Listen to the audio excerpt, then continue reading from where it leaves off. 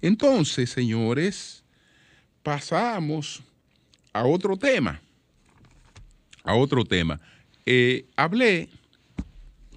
el pasado jueves, hablé de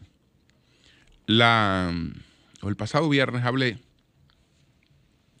de lo que significó la salida de las tropas de Estados Unidos de Afganistán, cosa que ocurrió el 31 de agosto y ya marcaba una nueva política de Estados Unidos.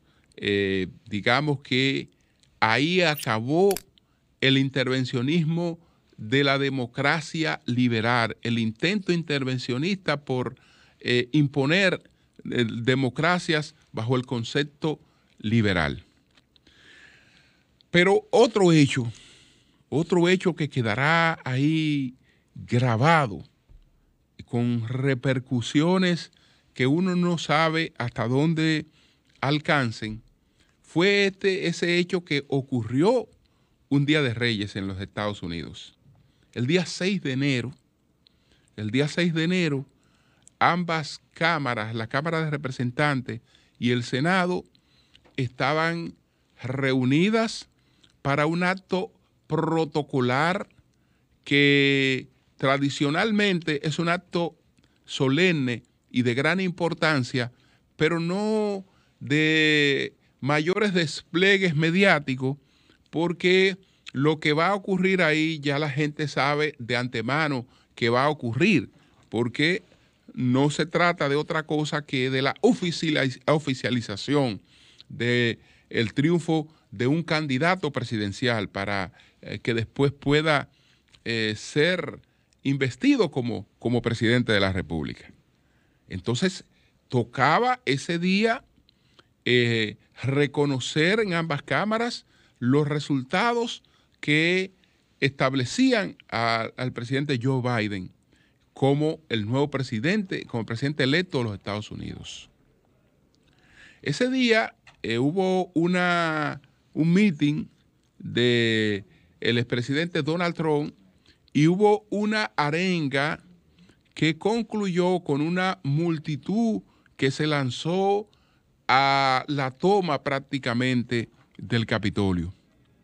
Los legisladores que se estaban allí, incluyendo el vicepresidente Mike Pence, que presidía esa reunión conjunta de la Cámara de Representantes y del Senado, tuvieron que ser sacados de emergencia, evacuados de emergencia, y la gente entró de manera desordenada, tomaron despacho, hicieron una serie de cosas que ante los ojos del mundo parecieron increíbles. ¿Por qué? Porque si hay una democracia modelo en el mundo, es la democracia estadounidense. Esa democracia ha tenido dificultades en el pasado, ha tenido procesos eleccionarios cuestionados, pero hasta ese momento esos procesos se resolvían de manera institucional o por vía de decisiones judiciales o ya por vía de una proclamación definitiva del Congreso. Cuando las instituciones hablaban, cuando la institucionalidad democrática habló en Estados Unidos, ya quedó resuelto cualquier otro conflicto. Esta vez, pues las cosas parecieron totalmente distintas. ¿Por qué?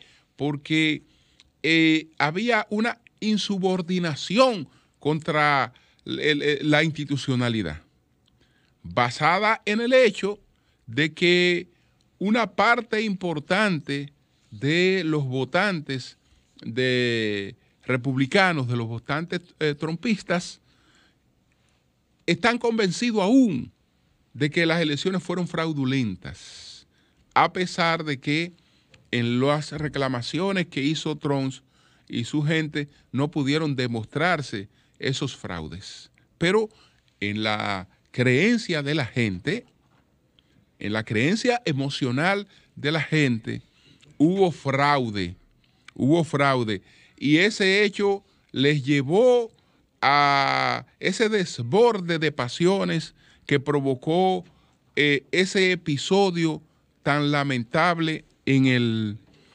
Capitolio. Y ahí mucha gente pues tiende a hacerse preguntas sobre el futuro de la democracia cuando vemos que la democracia modelo pasa por esta crisis. En estos momentos, por ejemplo, hay un estudio de se llama Politics Cuarto y esta 2018.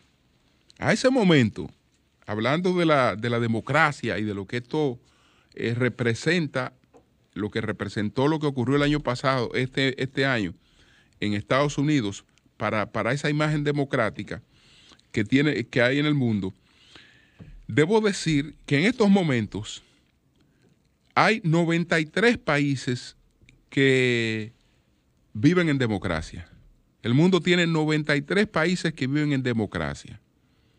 De esos 93 países que viven en democracia, 45 son países relativamente pobres. 48 son países ricos o relativamente ricos. Hay una buena noticia. Hay una buena noticia desde hace un tiempo. Es que se pensó, y eso lo sustentaba, por ejemplo, don Juan, con relación a la socialdemocracia, que decía que la República Dominicana no podía, digamos, tener un sistema socialdemocrático porque la socialdemocracia era producto de sociedades en las que había un desarrollo de una burguesía capitalista, que la falta de ese desarrollo capitalista en la República Dominicana impedía a su vez la vigencia de un sistema como el que tienen las democracias modelos europeas. Pero la buena noticia es que ya vemos que para la vida en democracia no necesariamente se requiere del desarrollo económico, porque tenemos prácticamente el 55% de la humanidad en estos momentos. El 55% de la humanidad. El dato sí, el 55% de la población mundial, que son 4.100 millones de personas, ese 55%, está viviendo bajo una democracia. Y la mayoría de esa gente está viviendo en sociedades relativamente pobres, que han ido evolucionando, que han ido creciendo, porque una de las cosas que ha permitido esto es que hay una expansión de la clase media. Pero como todo en la política es relativo, hay una expansión de la clase media, pero una expansión de la clase media en los países pobres. Mientras, paradójicamente, en los países ricos, lo que se ha estado viviendo es un deterioro de esa clase media. Entonces, tenemos una clase media mundial más vulnerable, que es esta que ha ido emergiendo en los países pobres, encontrándose con una clase media de los países ricos que ha ido en franco descenso, y ese franco descenso es lo que ha dado la posibilidad de acciones como esa que se produjeron el día 6 de enero en el Capitolio.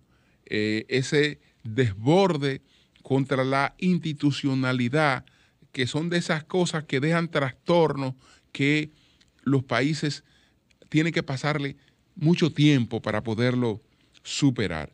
Entonces no quería dejar de hacer mención de este acontecimiento que para mí, junto con el que ya hice referencia de la salida de las tropas estadounidenses de Afganistán después de 20 años de invasión y este ataque al Capitolio, son de las cosas que en términos políticos tienen una mayor importancia en el plano internacional. Ya seguiremos tratando otros temas.